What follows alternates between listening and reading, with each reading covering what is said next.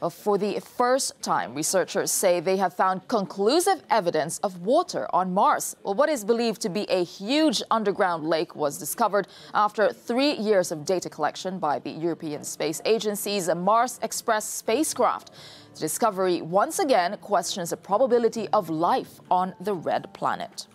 And joining me to tell us more about this amazing discovery is Jeremy Wilkes, our science correspondent. Well, this is exciting, Jeremy. It's a huge discovery. So what does it mean, actually? This is extremely exciting, and I was just absolutely stunned to see this, because we see these kinds of stories about, water, and sometimes it's something maybe briny, a few little signs on the surface. This time, it's certain they're 100% sure. I was talking to some of the Italian researchers involved with this last night when the news came out. They're 100% sure. Down about 1.5 kilometers below the south pole of Mars, there's this lake, probably about 20 kilometers wide. In terms of depth, they're not sure because they're using radar, so they can't really see the depth. They're sure it's at least a meter. It could be up to a kilometer deep. It's very cold down there. We're talking about at least warmest, perhaps -10, -30. It's very briny, salty, but it is water.